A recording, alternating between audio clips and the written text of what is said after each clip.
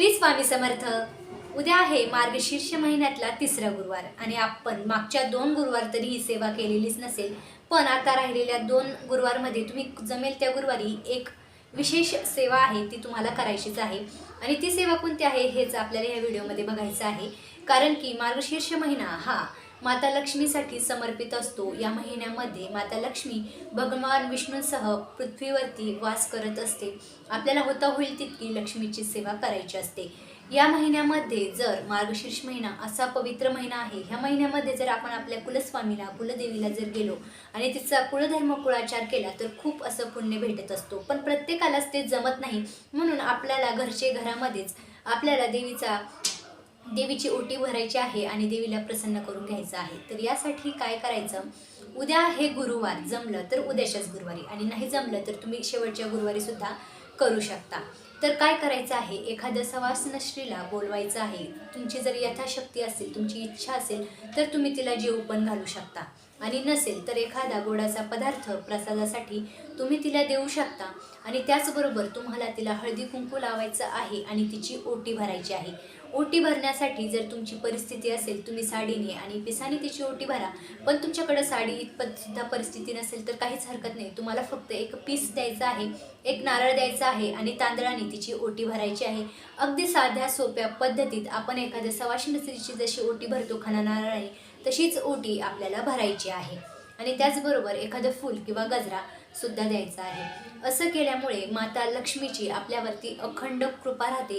कारण देवी कोणत्या रूपात आपल्या घरात येईल हे आपल्याला सांगता येत नाही आणि आपल्याला ह्या महिन्यामध्ये देवीचं तिच्या मूळ ठिकाणी जाऊन कुलधर्म कुलाचार करणं होत नाही। तर घरातल्या घरात देवीचं स्वरूप मानून एखाद्या सवाष्ण स्त्रीची जेव्हा आपण ओटी भरतो ना, तर त्याचे खूप चांगले फळ आपल्याला भेटत असते। म्हणून आवर्जून प्रत्येकाने तिसऱ्या गुरुवारी किंवा नाहीच जमलं तर अगदी उद्यापनाच्या गुरुवारी म्हणजे चौथ्या गुरुवारी जरी तुम्ही ही सेवा केली ना तरीही चालणार आहे।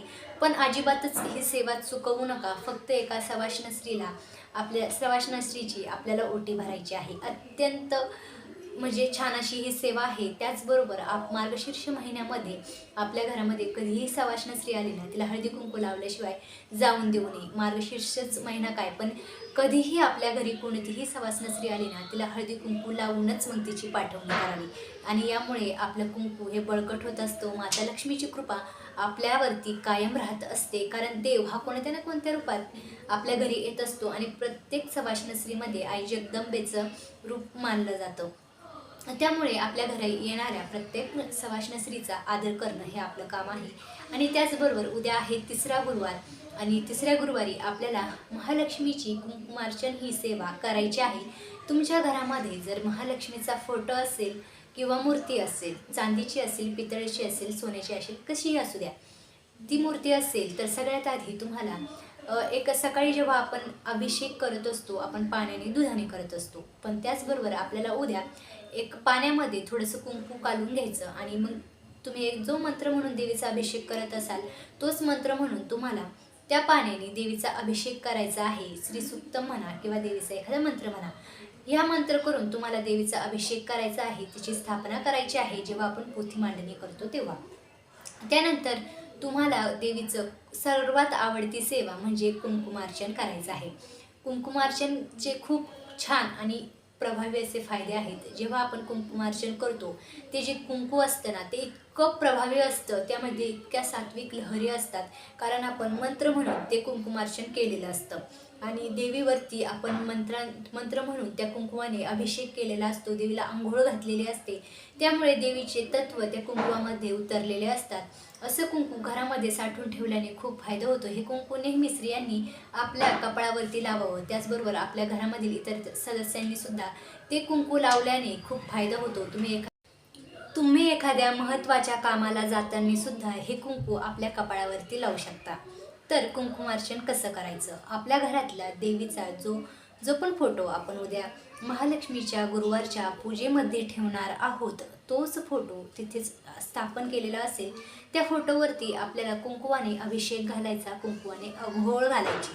तर तुम्ही जर श्री सुक्तम म्हणून कुंकुवाने देवीला अंघोळ घालत जर कुंकुमार्चन केलं तरीही चालणार आहे। त्याचबरोबर एक कमलात्मक मंत्र आहे, तो मंत्र म्हणून सुद्धा आपल्याला देवीचा अभिषेक करायचा आहे अभिषेक करताना नेहमी देवीच्या पायापासून सुरुवात करायची. सगळ्यात आधी अभिषेक करताना पायापासून ते डोक्यापर्यंत मग आपल्याला म्हणत म्हणत कुंकुमार्चन करायचं.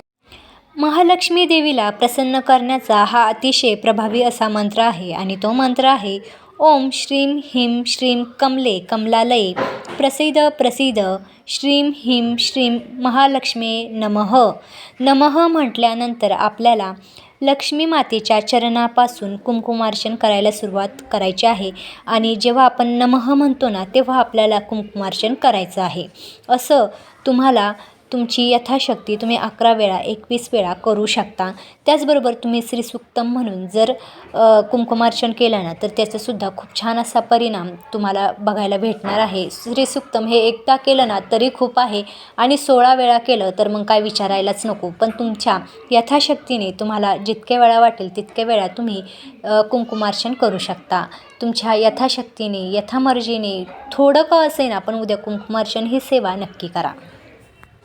तुम्ही जर ही सेवा मनापासून केली ना तर मी म्हणणार नाही तुम्हाला खूप अशी आर्थिक संपत्ती लाभेल किंवा गवाड सापडेल, पण देवीची कृपा तुमच्यावर नक्कीच होईल. कारण माता लक्ष्मीला सेवा ही अतिशय प्रिय आहे आणि कुंकुमार्चन सेवा म्हणा किंवा एखाद्या सवाष्णीचं जेव्हा आपण सेवा करतो किंवा एखाद्या सवाष्ण स्त्रीचा जेव्हा आपण मान सन्मान करतो ना ही सेवा देवीला अतिशय प्रिय असते. म्हणूनच प्रत्येकाने उद्या आपल्या घरामध्ये या दोन्हीही सेवा कराव्यात. नाही जमलं तर 4थ्या गुरुवारी तरी आवर्जून या सेवा नक्की कराव्यात.